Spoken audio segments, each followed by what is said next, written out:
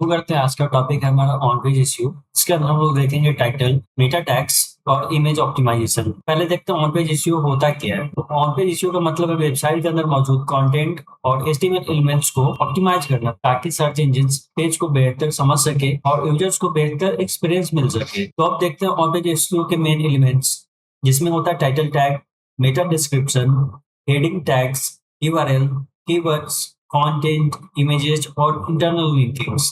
तो देखते हैं title tag. Title tag HTML का एलिमेंट है जो सर्च इंजन रिजल्ट पेज में पेज के टाइटल के रूप में दिखाई दे सकता है या ब्राउजर टैब में भी दिखाई देता है।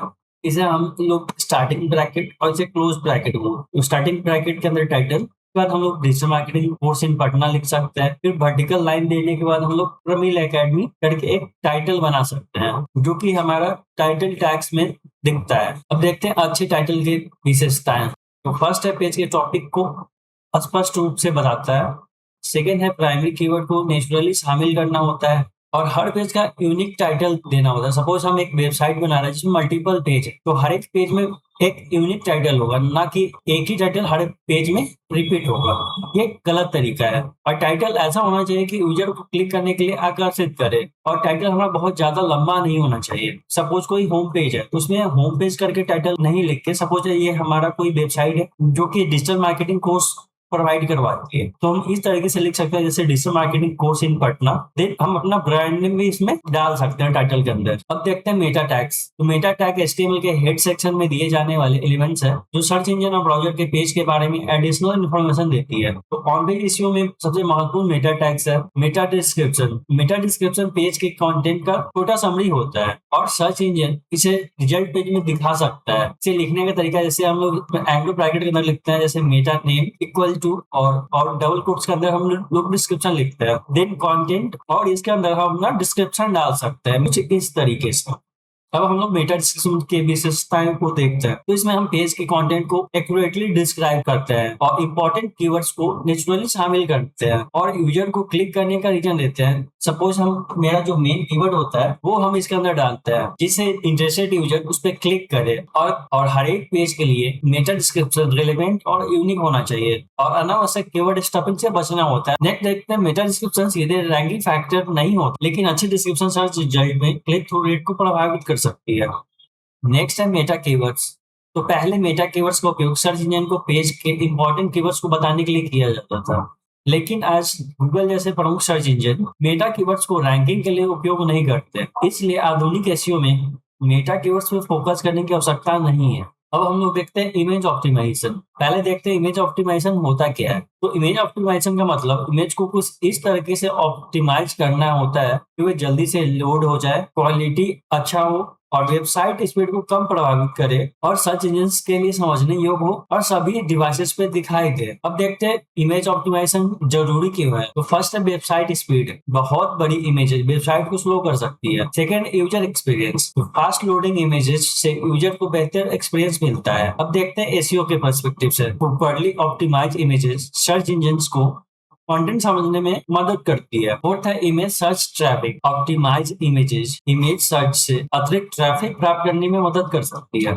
नेक्स्ट देखते हैं इमेज फाइल नेम। तो जब भी हम लोग वेबसाइट में इमेज को अपलोड करते हैं तो फाइल नेम मीनिंगफुल रखना चाहिए। सपोज अगर मेरे इमेज का फाइल नेम कुछ इस तरीके से दिखाई देगा तो गूगल या अन्य सर्च इंजन उसे समझ नहीं पाएगा तो ये जो इमेज है वो किससे रिलेटेड है। सपोज ये मेरा कोई वेबसाइट है जो कि डिजिटल मार्केटिंग कोर्स से रिलेटेड है, तो अगर हम अपने टाइटल में digital marketing course in Patna लिखे या एसईओ ट्रेन प्रमिल एकेडमी कुछ इस तरीके से अगर हम लोग अपने इमेज के फाइल नेम को रीनेम करें तो उसे सर्च इंजन इजीली समझ सकता है। अब देखते हैं alt text. Alt text image का टेक्स्ट डिस्क्रिप्शन होता है या स्क्रीन रीडर्स और सर्च इंजन को इमेज के बारे में जानकारी देने में मदद करता है। ये जो टैग है वो है इमेज का, तो जैसे इमेज का ये सोर्स है, ये मेरा फाइल नेम है और अल्ट टैग जिसमें हम लोग कीवर्ड डालते हैं। तो अच्छा अल्ट टैग कीवर्ड ओरिएंटेड होता है जैसे digital marketing students in classroom. अब नेक्स्ट देखते हैं जैसे अब कोई इमेज है, अल्ट टैग में हम लोग जैसे इमेज लिख दे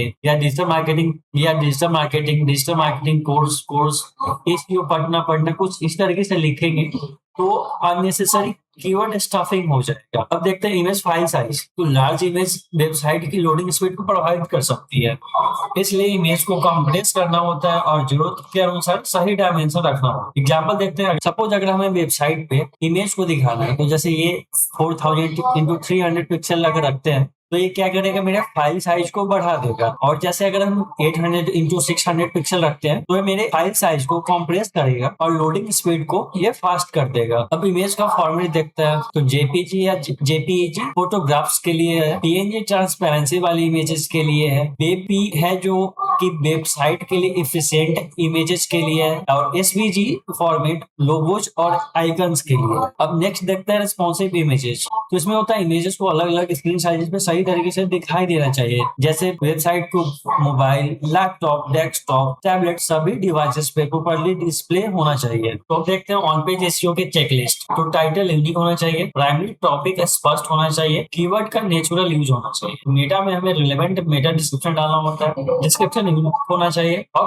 क्लियर और अट्रैक्टिव होना चाहिए। और इमेज के अंदर हम लोग फाइल नेम डाल सकते हैं, अल्ट टेक्स्ट डाल सकते हैं, इमेज को कॉम्प्रेस कर सकते हैं और एप्रोप्रिएट फॉर्मेट यूज कर सकते हैं, और इमेज को रिस्पॉन्सिव बना सकते हैं, और प्रॉपर लोडिंग स्ट्रेटेजी हम इसके अंदर कर सकते हैं। अब देखते हैं डिजिटल मार्केटर के लिए इसका महत्व। एक डिजिटल मार्केटर को कम से कम इतना एचटीएमएल और ऑन पेज एसईओ समझना चाहिए कि वह वेबसाइट पेज ऑडिट कर सके, टाइटल और मेटा डिस्क्रिप्शन ऑप्टिमाइज कर सके, इमेज और अल्ट टेक्स्ट चेक कर सके, एसईओ इश्यूज को आइडेंटिफाई कर सके, लैंडिंग पेज को इंप्रूव कर सके और डेवलपर्स को सही एसईओ रिक्वायरमेंट्स दे सके। तो आज का टॉपिक हम यही एंड करते हैं, मिलते हैं नेक्स्ट वीडियो में। धन्यवाद।